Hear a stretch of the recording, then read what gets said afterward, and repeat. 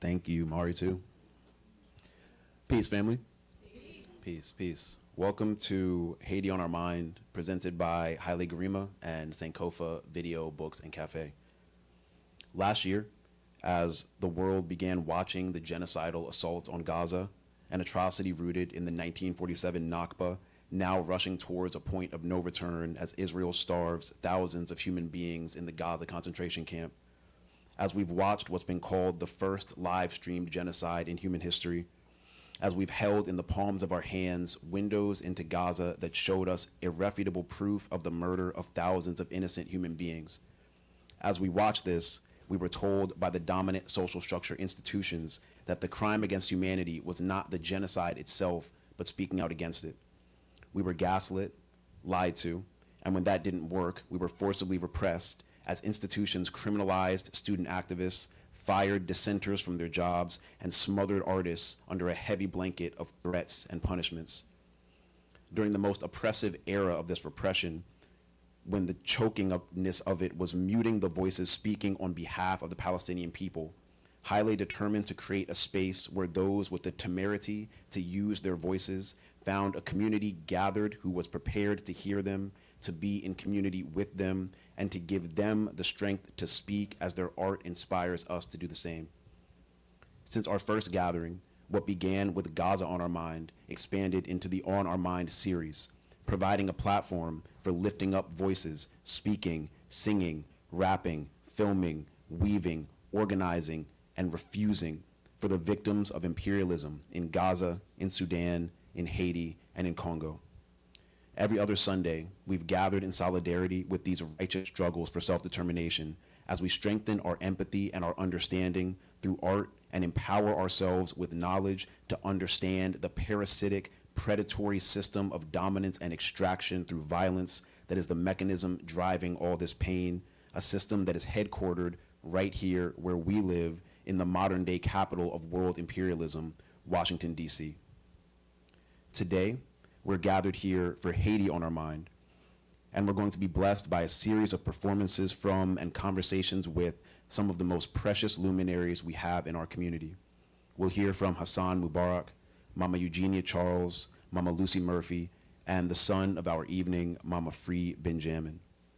Before we begin with Hassan Mubarak's stringed offering, we're going to begin this evening with an audio essay recorded by Baba Mumia Abu Jamal, our freedom fighter and political prisoner who has been speaking out boldly from death row since his illegitimate conviction on July 2nd, 1981, 43 years and 25 days ago.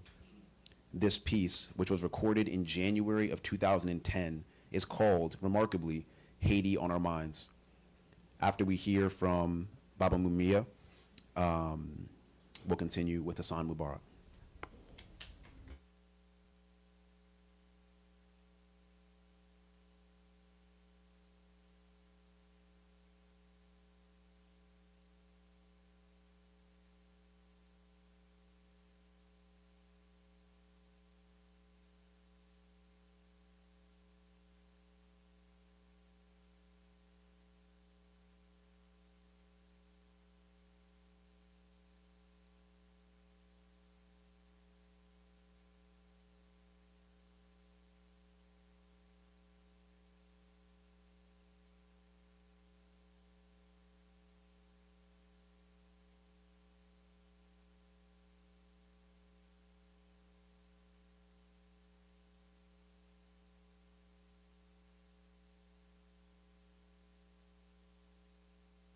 Haiti on Our Minds. The recent natural disaster in Haiti has once again thrown Haiti into the eyes of the world and once again brought out both the best and the worst of us. The sheer scale of human suffering has evoked massive compassion as governments far and wide mobilize to assist those unable to assist themselves. Haiti, once the colonial era pearl of the Antilles, then the mother of revolutions, has suffered for nearly 2 centuries for daring to fight for and win its freedom from European colonialism and plunder. Haiti, we are informed by the corporate media, is the poorest nation in the West. We're never told, however, how it got that way. How many of us know that the U.S. brutally occupied Haiti and stayed there for over 20 years?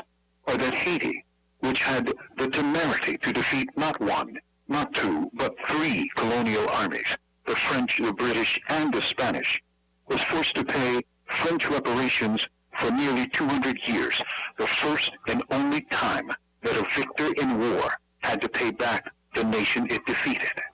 Haiti isn't just poor. It's been impoverished by a global system of exploitation and a plantation capitalist economy that was designed as a sanction for black liberation. C.L.R. James, the great revolutionary scholar activist, has argued that the Haitian Revolution was a singular event in human history, of more significance than either the French or American revolutions. In part, that's because the Haitian Revolution spelled the end to French imperialism in America. Napoleon, having lost his Haitian cash cow, sold vast lands to the U.S. for a song, doubling the size of the U.S. in one day. That an American preacher could today liken the event to the devil gives us some idea of its continuing power.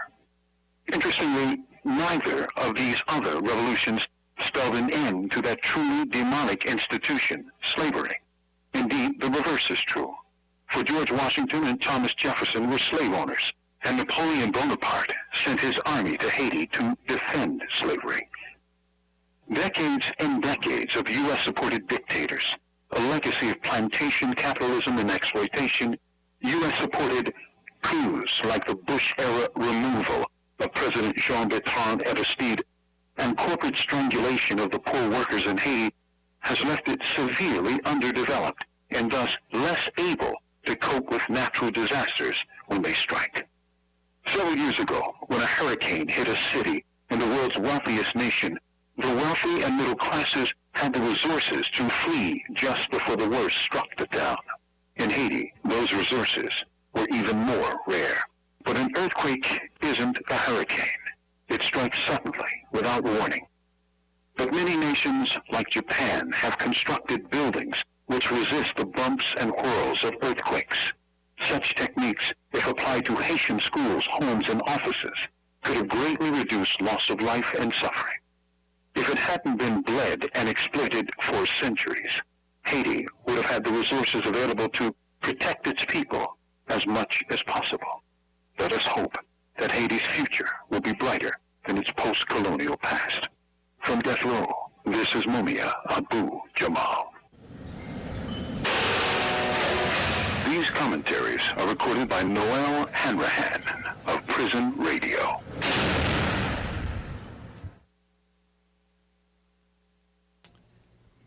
That was Baba Mumia Abu Jamal, whose internationalist perspective, whose constant emphasis on the integration of the struggles of the colonized and oppressed peoples around the world and their rootedness in a joint struggle against imperialism makes him a perfect voice for this series of gatherings, where our goal is not only to attune ourselves to the individual liberation struggles of the Haitian people or the Sudanese people or the Congolese or Gazan people, but the holistic struggle of the oppressed people of the world against the capitalist, imperialist, white supremacist superstructure that attacks all of us.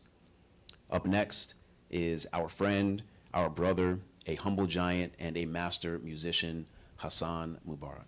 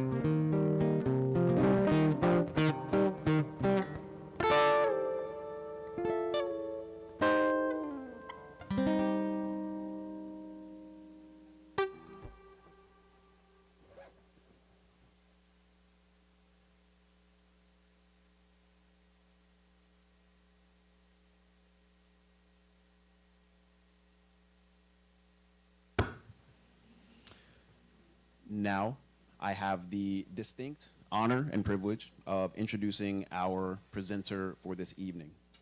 Mama Eugenia Charles is a warrior, scholar, activist who is the host and executive producer of Konbit Lakai, a socio-political Haitian radio show that airs on WPFW 89.3 FM every Wednesday from 7 p.m. to 8 p.m. in the Washington, D.C. area. She's also the executive director of Fondation Mapu, a faith-based organization that promotes Haitian culture, education, environmental wellness, and human rights.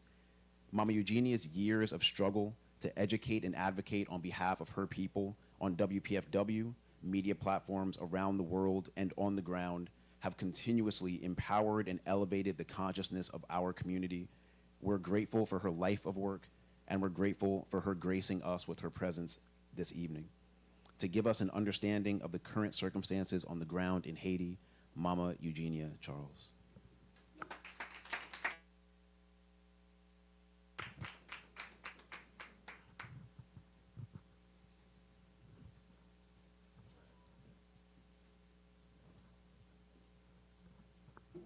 Good evening, everyone. It's always a pleasure to be here. I want to thank the ancestors for allowing me to be here, for lending me their shoulders to give me the strength to find the words, to express and share knowledge with you about what's currently going on in Haiti. I don't know what's going on. I don't normally feel like that, but I just feel a little bit melancholy this evening. It must be all that's going on. Where are we? I am sure you've seen all the different news about gangs, the government not being able to function properly. But I want to trickle back since the message Mumia shared with us, of course, talk about the devastation after the earthquake in 2010, but he also mentioned the indemnity that Haiti had to pay to the French government. So in 1825, King Charles X had issued an ordinance demanding that Haiti pay an indemnity to the French government to compensate the people who had lost their properties in Haiti as a result of Haiti becoming an independent nation. The negotiation process for the indemnity call started during the Alexandre Pétion government after the assassinations of Jean-Jacques Dessalines. The individuals that the French government had sent to Haiti during the time of Henri Christophe, when that person reached Cap Haitian, Christophe handled business and said that he will not pay any indemnity to the French government. But unfortunately, since Haiti was divided at the time, Pétion was in the greater south and Christophe was in the northern part of Haiti. The negotiation went on. So on April 17, 1825, so this past April 17 makes 200 years since we had to pay 150 million francs in gold to the French government. And the money to begin the initial payments, Haiti had to borrow from French bank at high interest rate. The United States inherited the payment of that indemnity when they occupied Haiti in 1915. So part of the majority of the payment went to the French, but if we are looking at seeking reparations, we can also look at the US. So this year there were some activities in France and in Haiti. They've been mobilizing, they've has written papers, different people are pushing the movement right now to seek reparation. There is a resolution that has been passed in the French Parliament regarding acknowledging French government responsibility to what has happened in Haiti because of the indemnity we had to pay. The French government has put together a commission to work. That commission has Haitians and French to study the process and see exactly what exactly the French government will have to, I don't know, repay or do whatever. One of the members of the current Provisional Presidential Council, Mr. Leslie Voltaire, during his visit in France, he met with Macron and discussed the issue. So the idea of establishing a commission was his saying.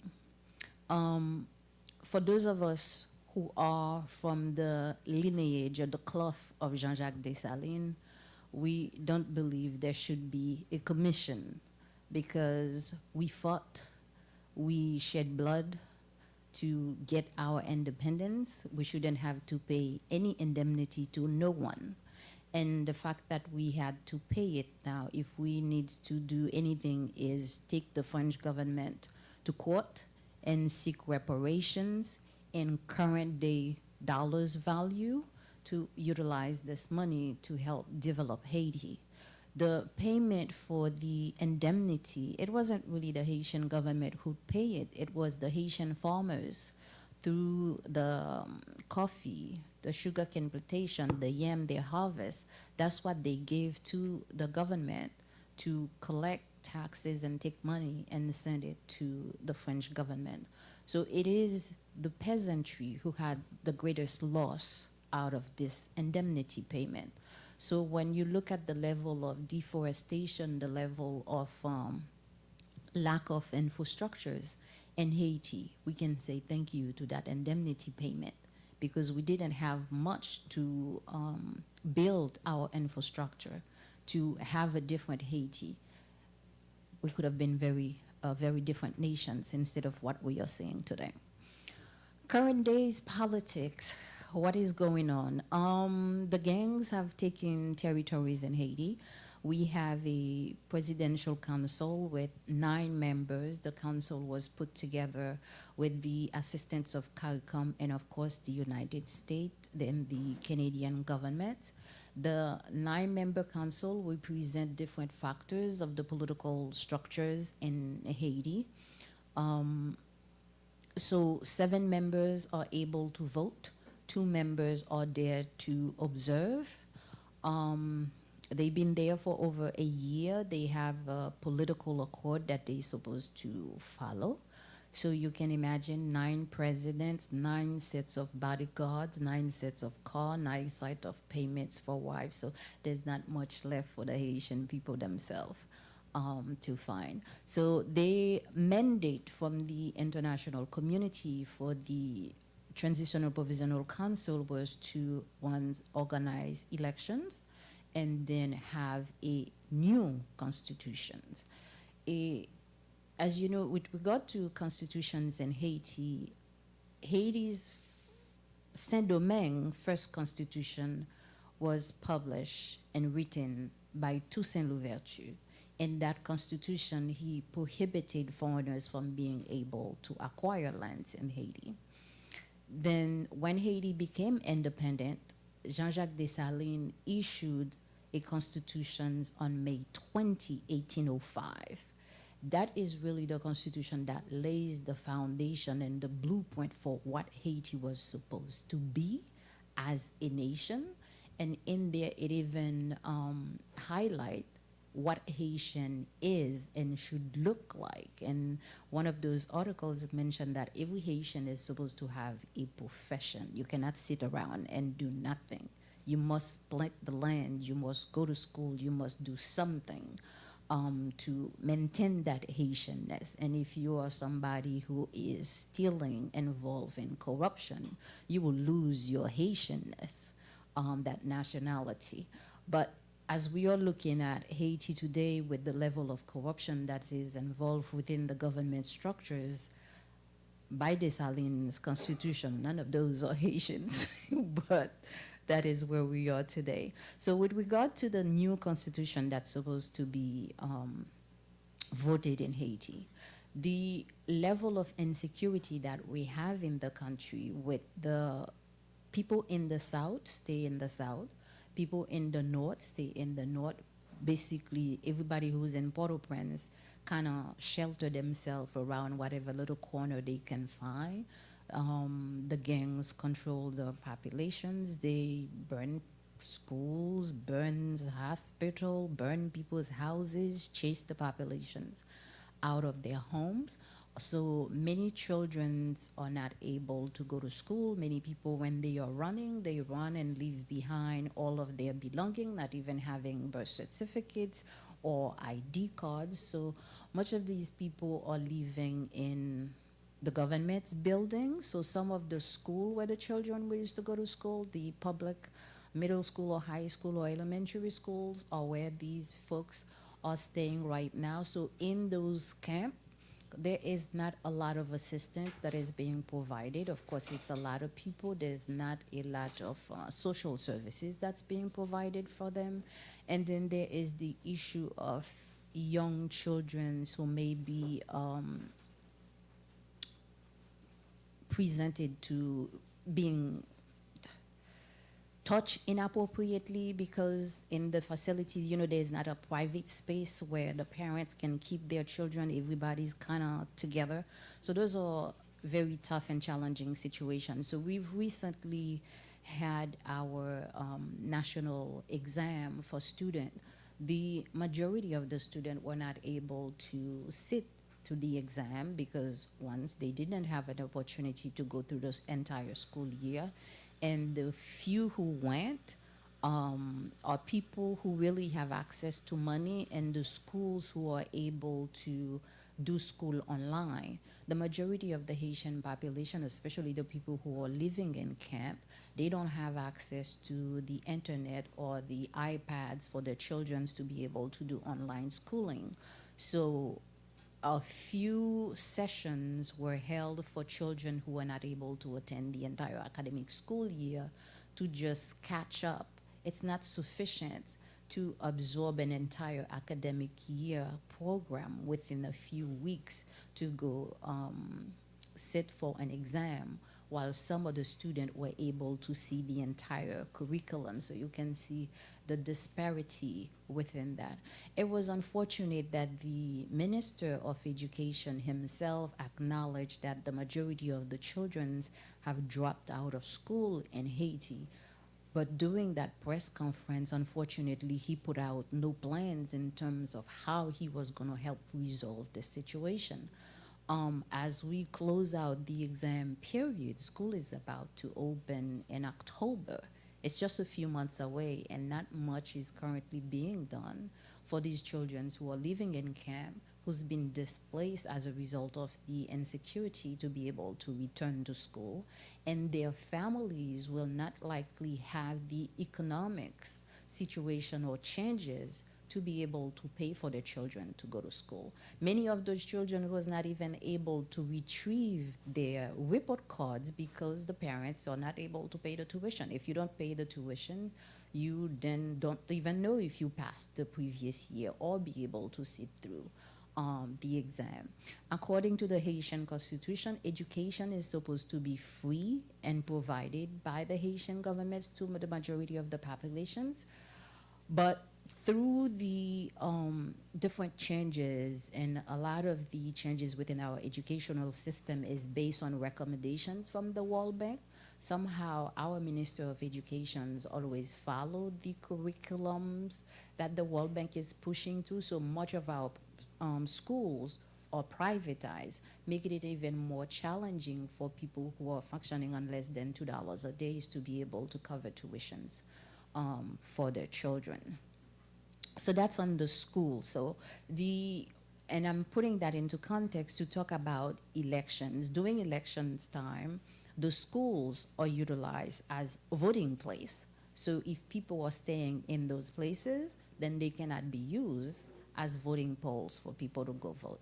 And with the people having run away from their homes, many of those people, they don't have their voting cards with them. So they will not be able to vote. We haven't had elections since Jovenel Moïse. So it's been years, and many people have turned 18. So that we do not yet have a system in place to allow these young people who's transition into adulthood to be able to register and get the proper voting cards to participate in an elections. Why do we need elections? You need a parliament. Haiti function in a parliamentary system, so we have Chamber of Deputy and the Senate, just like we have a House of Representatives and the Senate here. So those are the people who will pass the law. So when we don't have these bodies, some of the international bilateral contracts that's supposed to be signed and they go through parliamentary reviewed are not taking place. So those are backdoors contracts that are being signed, and nobody really knows exactly what the transitional government have signed and how that's going to be impacting the generations to come in the future. So constitutional wise, why do we need a new constitutions? I want to point out to you, I said earlier that first constitution for Saint-Domingue was drafted and published by Toussaint Louverture. The first constitutions for Haiti, the Haiti, Hayti, that's the Jean-Jacques Dessalines, Haiti. That constitution was from 1805. Since then, we've had a trickling down of constitutions to give rise to the Republic of Haiti, not the Empire of Haiti that Dessalines gave us. Those constitutions, they all have something for the foreigners. And we know in 1915, when the US occupied Haiti, we had a new constitution drafted by none other than Roosevelt. So within the new constitutions, they make way for foreigners to be able to purchase land. And if you look at the level of, all right, now you're cutting me short good. The level of deforestation in Haiti, we can say thank you to the US occupations. A lot of the northern part of the country were used to plant rubber trees and sea salt to help during the war, so they can make ropes for the army who were going to war. So to cut all that short and come back to the constitution, the international community wants a new constitution in Haiti. That will do a few things with them. It will allow foreigners to be able to purchase land in the country without having to go to any parliamentary process. They also want to be able to negotiate directly with people who sit on the lands that have the natural resources under them, without going through parliamentary approval. So right now, we don't have a parliament, so any mining process cannot take place, but they are taking place, if you understand what I mean. Okay? So the new constitution that it has an entire section from the international community that will allow foreigners to buy lands and possess home in each county within Haiti. So imagine that. And they will not need to go to the parliament to negotiate mining. All they have to do is negotiate with the person who lives on the land. Imagine that. I have 4 minutes. So we're going to leave it at that. So with the insecurity and the people opposing the draft constitutions, we are not ready for that. But the current body who's overseeing the draft of the Constitution is going to give the final draft to the Provisional Council at the end of this month. I don't know what will happen. Now, to bring things home, we know that we have the MSS, which is the UN missions, but sponsored by the US. We know that the Trump administration have asked the OAS, the Organization of American States, to play a greater role and take over that whole security process, because the US can no longer fund the MSS missions that is in Haiti. So the OAS have passed a resolution with 17 bullet points in it in terms of how they're going to help Haiti structurize, organize elections, and have a new constitutional referendum. The 1987 constitutions do not allow referendums. So I don't know how that's going to happen. I close here. I thank you all for listening. Thank you, everybody.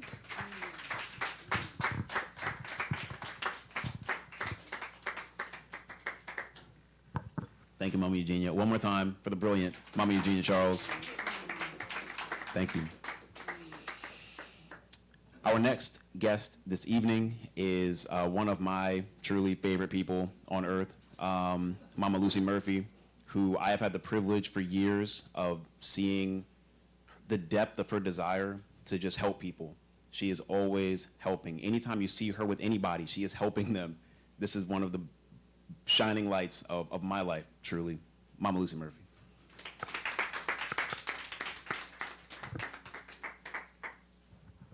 Thank you, Jordan. Haïti chérie, pi bel pays passé ou non point. Faut que moi te quitte ou, pour moi te capable comprendre valeur.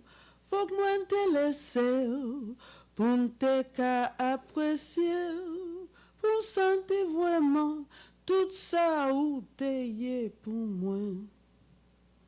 None of you sang with me. And some of you know the song. But, okay, so you all just gonna lay out. We shall not be moved. Mm-hmm. We shall not be moved. Just like a tree that's planted by the water, we shall not be moved. Hands off Haiti. We shall not be moved. Hands off Haiti. We shall not be moved. Just like a tree that's planted by the water, we shall not be moved. No, no, no. No. No, no, small but on. Dun, dun, dun. No. No. No. No. No, no, small but on. Como un árbol firme junto al río. No nos moverán.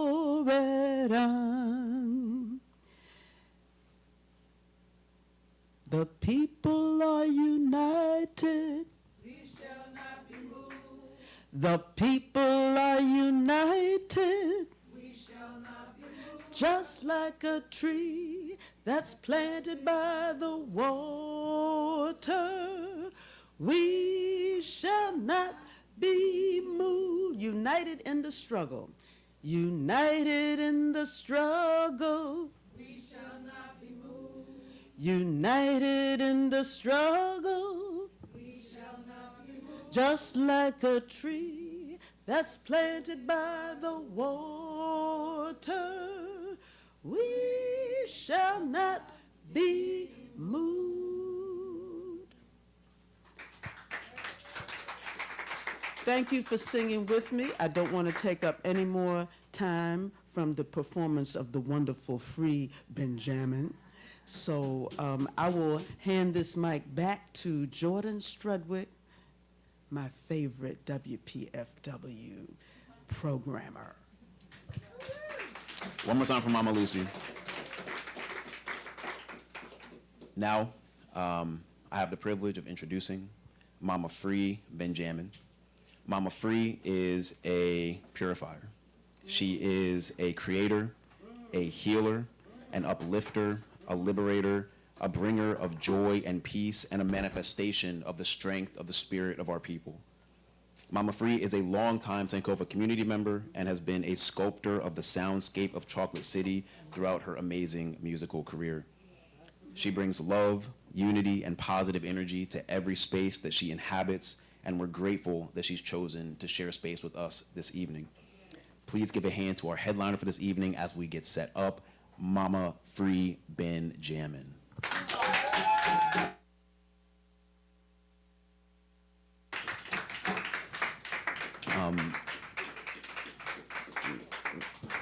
While we finish getting set up, Haile determined when we first started the series of events that all donations that we raise would go to WPFW 89.3 FM Washington in recognition of the work that WPFW does to keep the stories, initially to keep the stories of the Gazan people on our minds, in our hearts, and also for the work that they do on behalf of the Congolese people and the Sudanese people. And WPFW and Sankofa have a kinship, a shared spirit rooted here in Chocolate City, representing the best of the spirit of Chocolate City, the liberatory spirit of the people of Chocolate City. And we're grateful that WPFW exists. We're grateful that Sankofa exists. But these institutions will only continue to exist if we continue to do the work necessary to perpetuate them into the future. And so we really encourage you to make donations to WPFW through this event, to stay in relationship with WPFW, with Sankofa, to continue to come here, be here, support these communities that have supported you for generations. Thank you.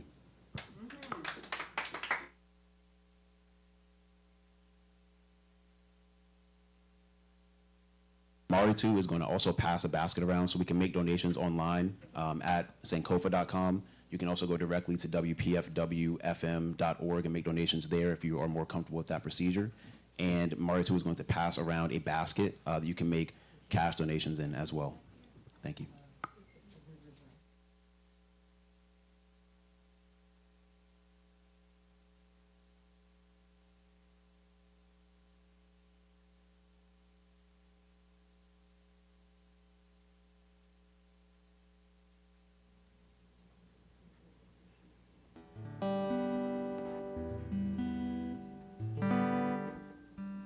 One.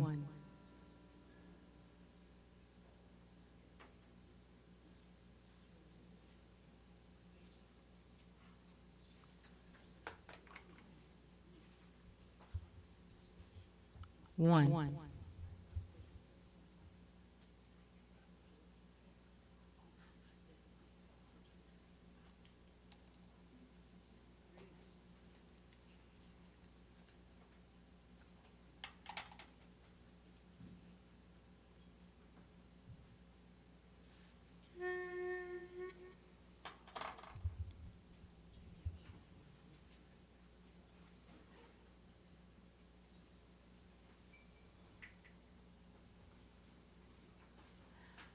How can we have peace in the Middle East when there's none at home?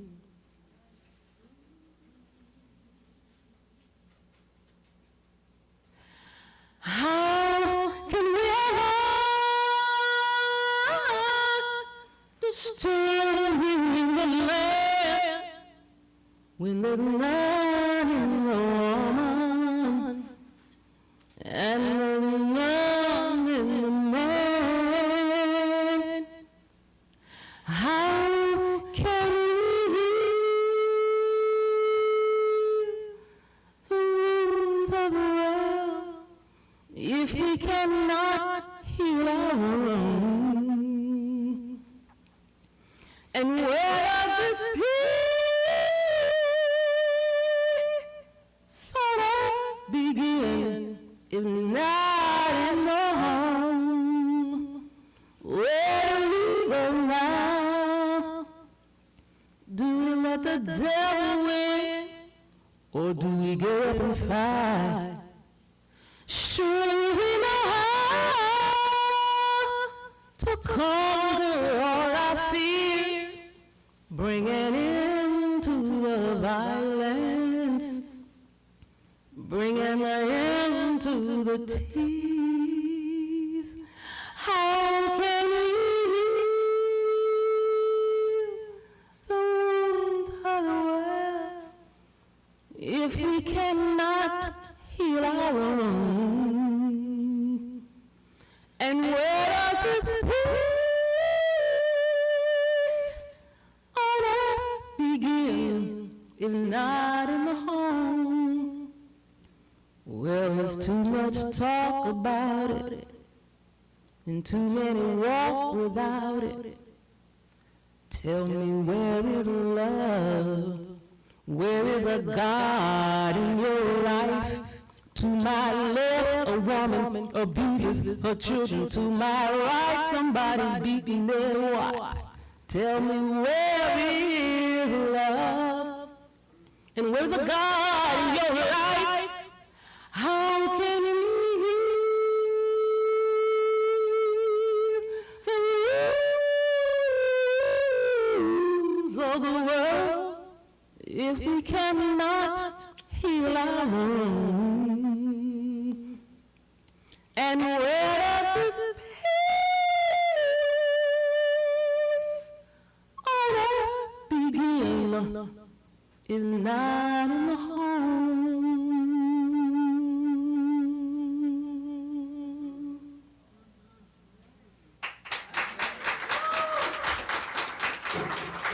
That song is called Peace on Earth, written by my musical mentor, Rochelle Farrell. Good evening, everyone.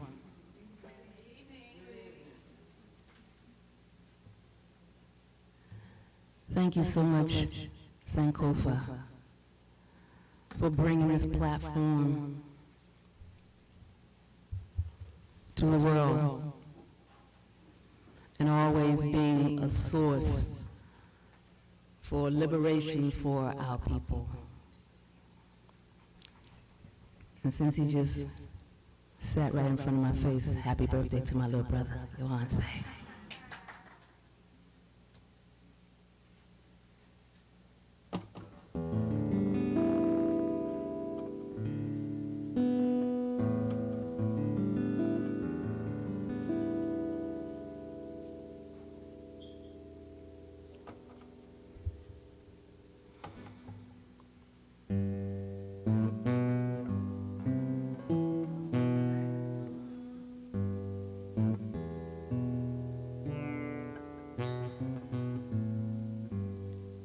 I always get scared to do that part.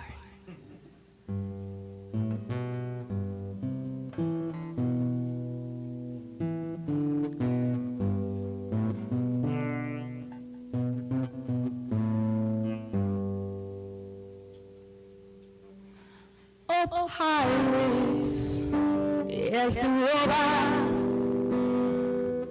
so loud to the machine. Minutes after they took I from the bottomless pits, my hands were made strong by the hands of the Almighty.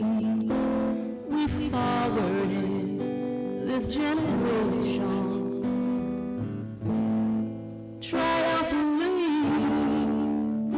So all you have to say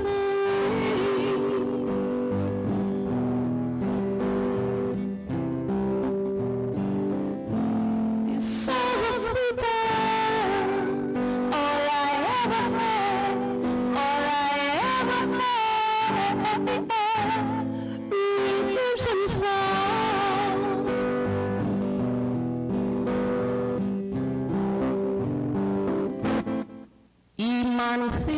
USA from intolerant slavery.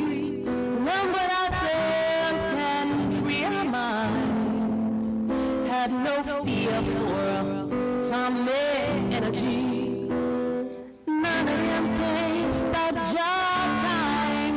How long? Shelling for profits while we stand aside and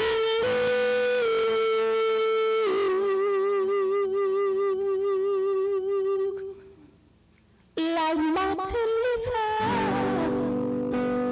King and Malcolm X also a king. Don't forget little Emmett Till. And Mega first. Fannie Haile. Patrice Lumumba. And Stephen Biko. Dr. Dupont.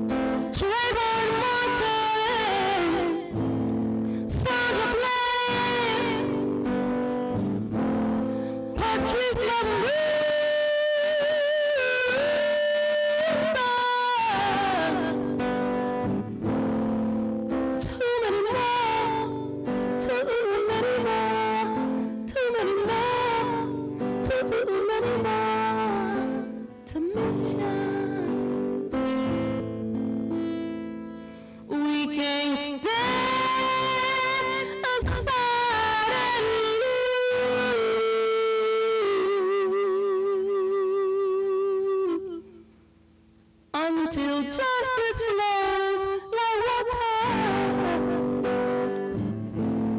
peace like a river. Don't you know justice gotta flow?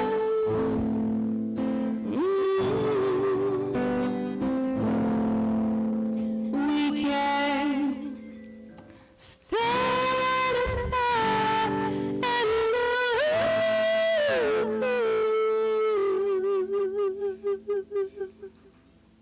Sankofa, can't forget your past. Sankofa, can't forget your past. Sankofa, can't forget your past.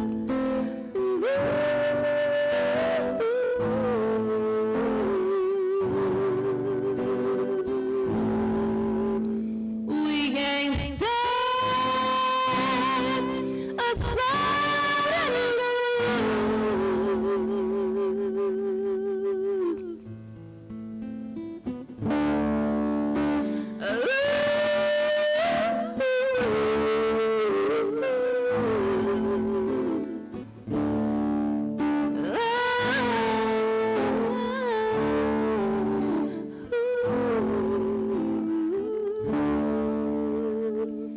so all you have to say,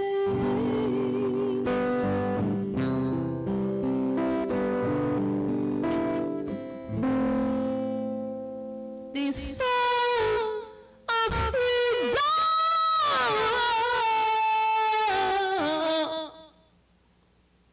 all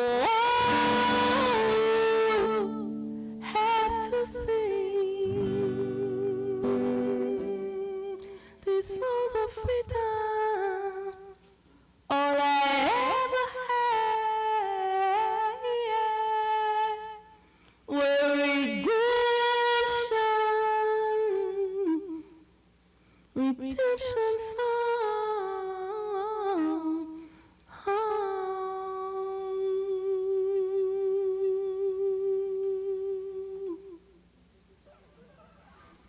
Redemption song.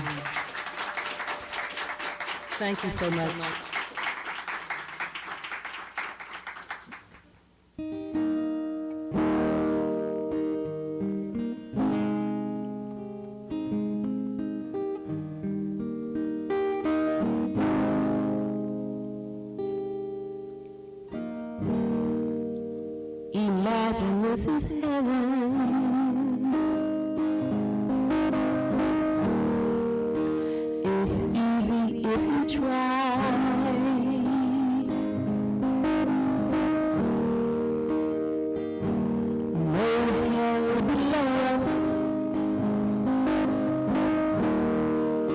above us only starlight. Imagine the people living for today.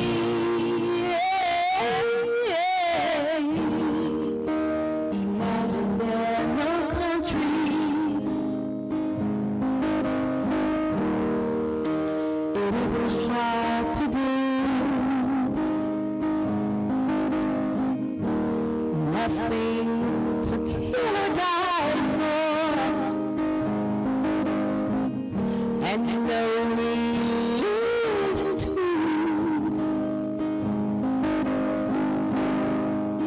Imagine the people living life in peace. You may say I am a dreamer, but I'm not the only one. Maybe someday you'll join us, and the world would be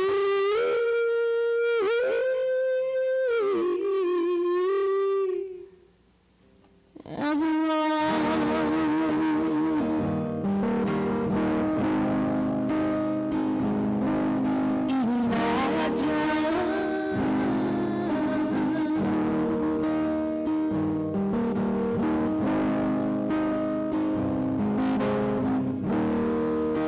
Imagine no possessions. I wonder if you can. No need for greed or hunger. We're all human.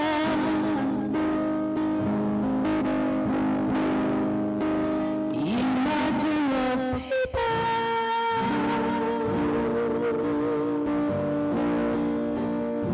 sharing the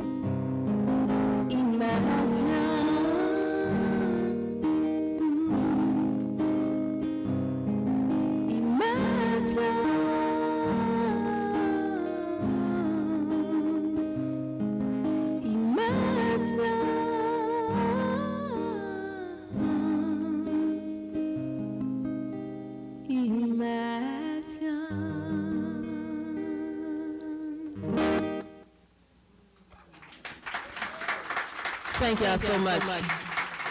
Prayerfully, there will come a day when we will not have to imagine those things. They will be a reality. And they will be just like breathing. And my answer to these issues are always raising the frequency of love. Love heals, y'all. Love heals.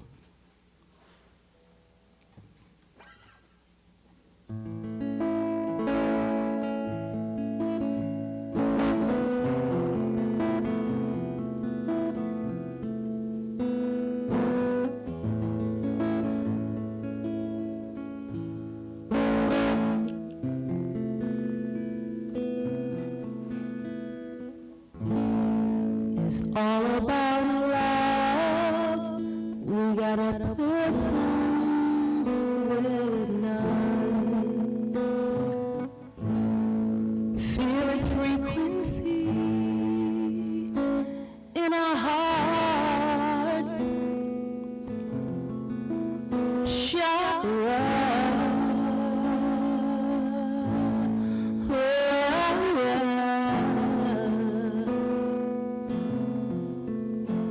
'cause love heals.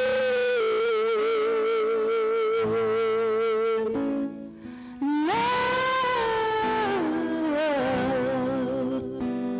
heals.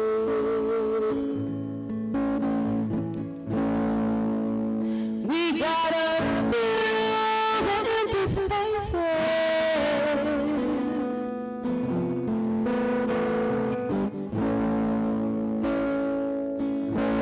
In between the lines.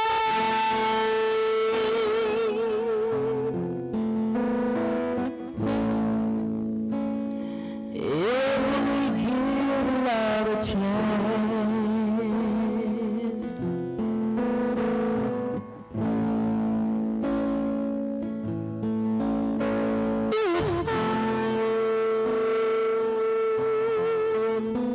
That love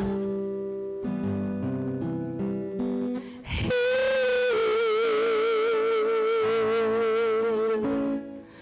Love heals.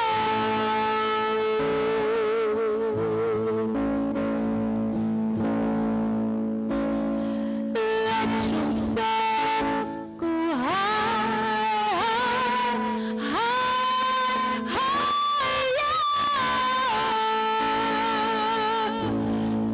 than you find.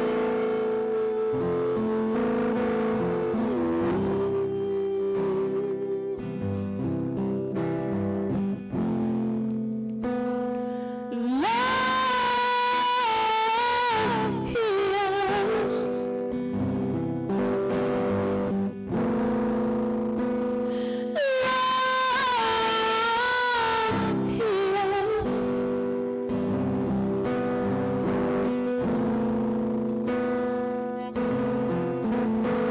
Love heals.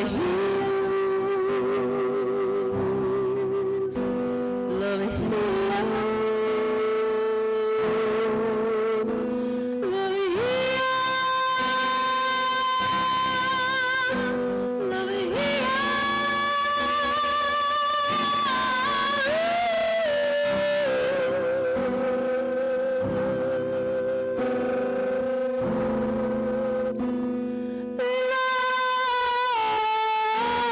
heals.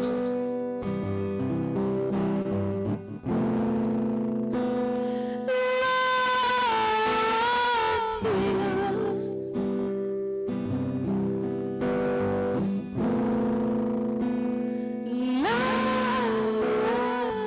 heals.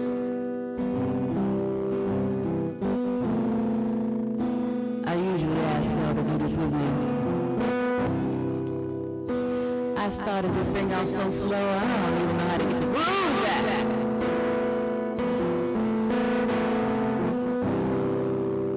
Let me see if I can catch up with myself. Love heals.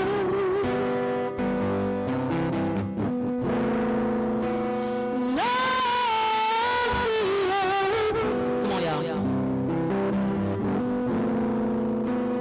Love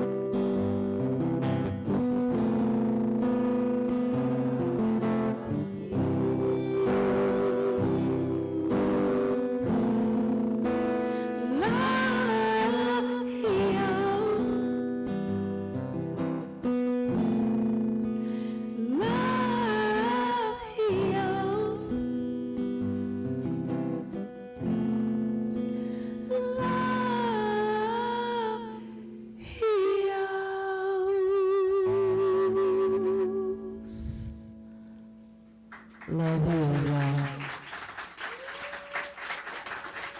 Thank y'all so much. I really appreciate the love y'all giving me this evening.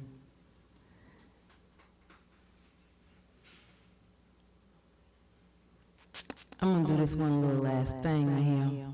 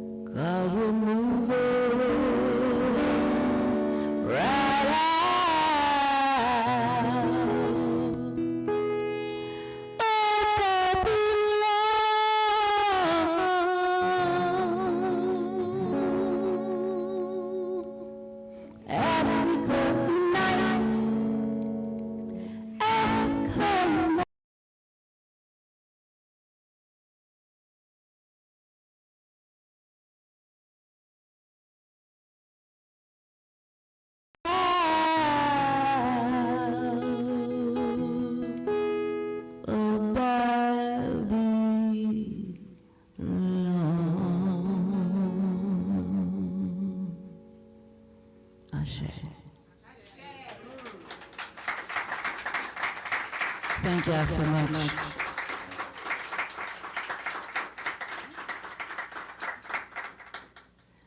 Next.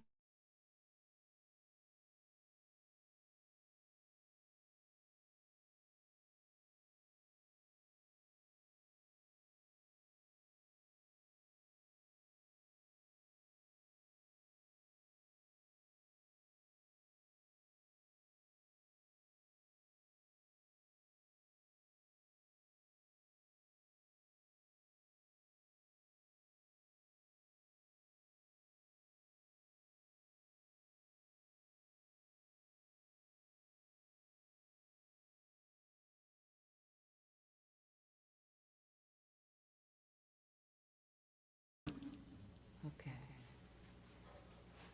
This song is called Sister Love.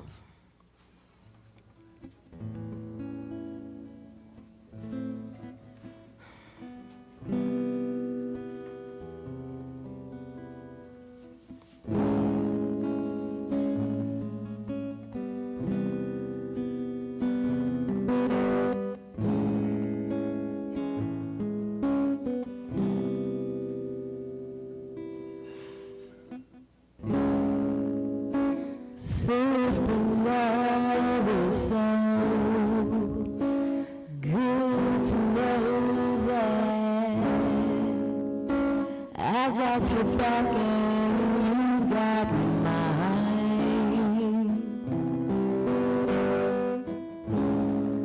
Days and years go by, collecting memories that make us laugh. Sometimes cry.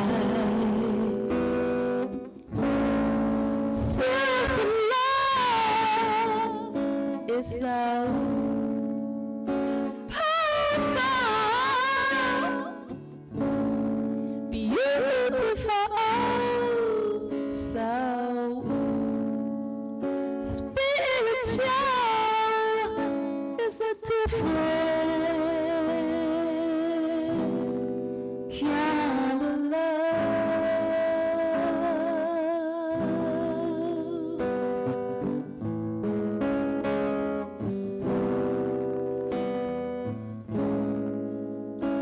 I trust you like I trust me, 'cause you give me honesty like nobody else. Sister love is powerful,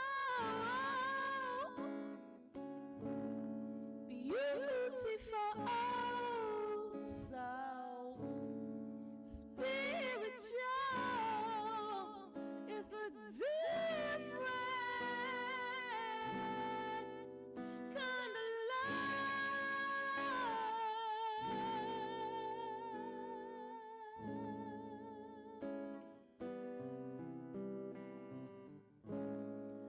Life's so unpredictable, we never know how long we'll be around. So while we're here, we gon' celebrate.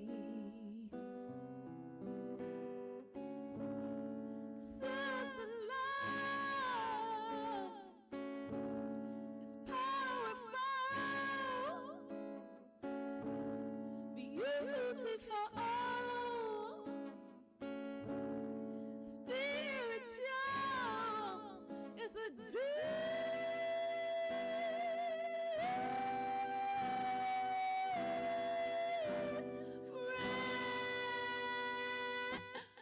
kind of love.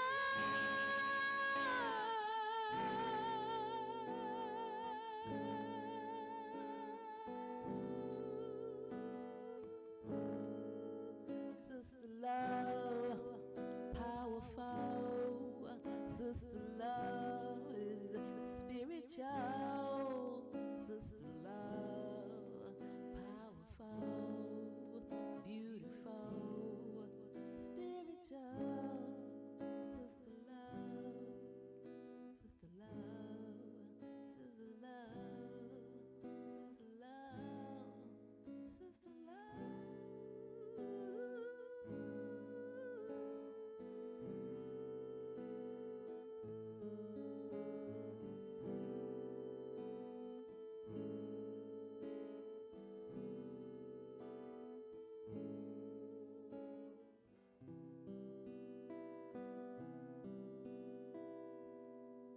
Sister love.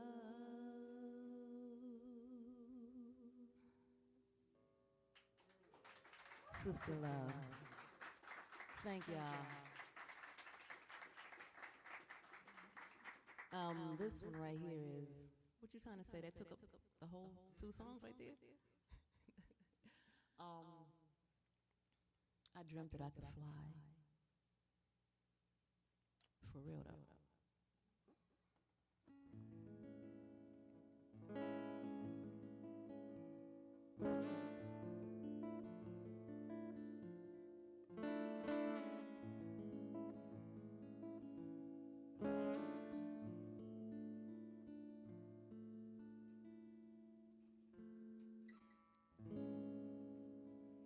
I dreamt that I could fly.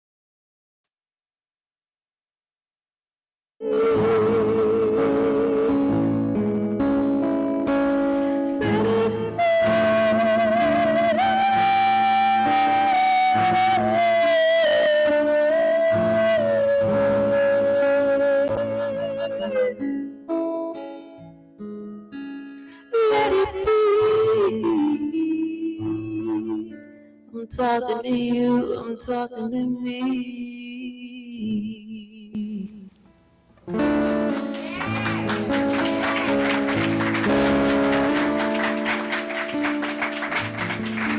Thank y'all so much. Thank you, thank you, thank you.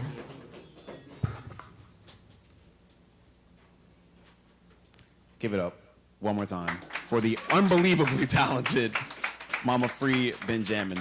That was an amazing, amazing performance. Thank you, thank you, thank you. Thank you all for being here. We hope to see you again in 2 weeks for Gaza on Our Mind.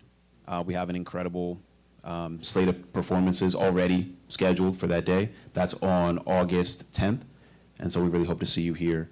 Part of our mission with this series of events is not just to look at these individual liberation struggles in their silos, but to interrogate what are the unifying threads between these different struggles. And the way that we come to that understanding is to engage with all of them as deeply as we can individually, so we can start to find the places where those threads unify. So we really hope to see you again in 2 weeks for Gaza on Our Mind, Congo 2 weeks after that, Sudan 2 weeks after that, and then returning to Haiti in 8 weeks' time.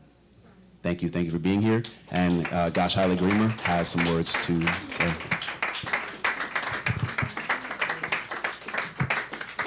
Thank you for coming.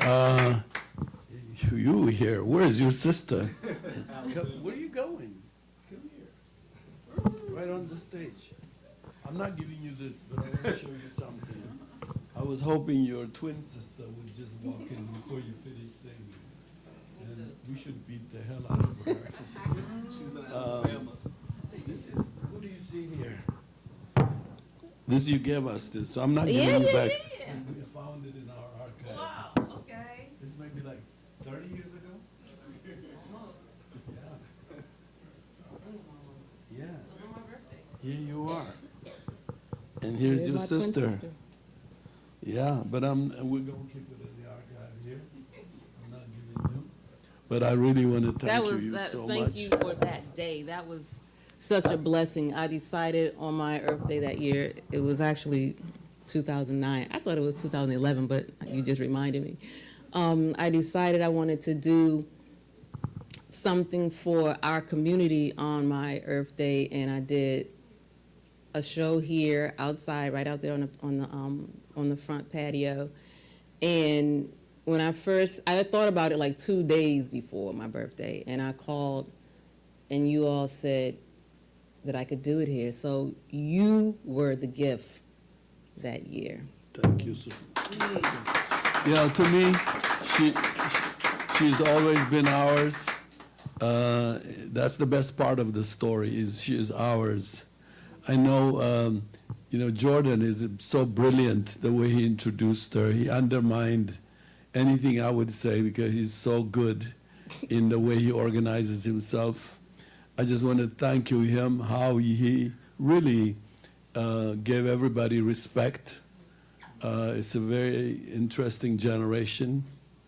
I guess he comes out of a very confused generation, but he's the most clearest brother I've ever heard. Yeah, and I want to say Maritu and Abel for for you guys' hard work. Except one thing, Jordan, there's no chocolate city anymore. My brother, it's a surrounded chocolate city with a vanilla fence. Okay? And so I'm saying this because I don't want to bust your bubbles, but the struggle is sleeping and encroachment is growing. Every day we're not sure we're going to be here. In fact, you're standing next to Sister Linda, who's a warrior in this city against gentrification and every issue. And so do not mislead the city council. It's not Chocolate City anymore. When I first came here, it was 80% black people. And I don't want to go into percentage because statistically I'll be wrong because I was never factual. And still thank you, but the struggle is serious. So gentrification is no joke. We have artists, they're ours, can we subsidize them? To me, this has always been an issue. Kwame Ture was ours. He was here all the time. When he's sick, he has no insurance, he has no community, what? So to me, we really need to revisit the whole thing all over again. And I know Sister Eugenia, you're good, you're clear.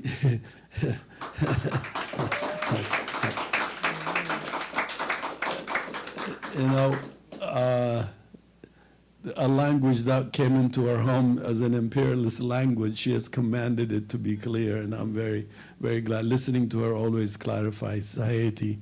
But I also want us to do next time, I think I'm finding out the left-wing Haitians, communist Haitians, that were actually the ideological descendants of the Haitian Revolution, and how they were a threat, especially to the American empire. And I'm reading like hell now to really be more factual, but it's a serious history. Duvalier himself came as a left-wing person in a group that was pushing class struggle, and so they flipped like every African leaders we have, most of them flipped. But still, the U.S., I'm always asking today, our sister explained it to me still, I don't know if I'm right. Is it true that Haitian gold is, stored in New York? Yes. Yeah. What they took in 1915. Yeah. To me, that's like a top secret. How can you comprehend such a situation? Their gold is in New York, and they need it at home, And so let's be serious about Haiti. Our own folks are in there now, Kenyans, in a place they don't even understand, in a quagmire they don't even have no notion on, and we're gonna see more problems. So let's be ready. And thank you so much for coming, my sister. You were so, on one hand, she pacified me into believing love. And I kept pinching myself saying, no, don't go for it. She did some of the best rendition of Imagine, and Bob Marley is unbelievable. But sister, thank you still. Thank you. Thank you. I'm not giving you this.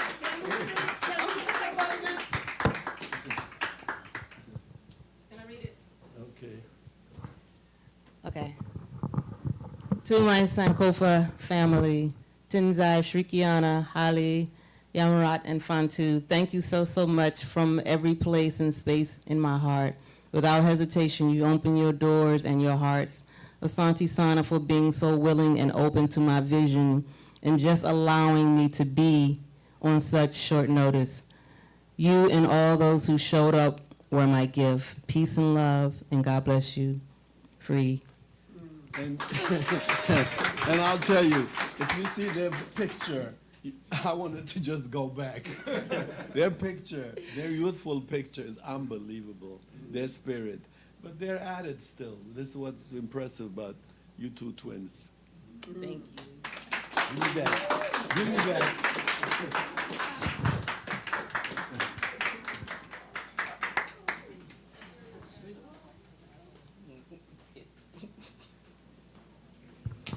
That's all, folks. Thank you for being here. See you in 2 weeks.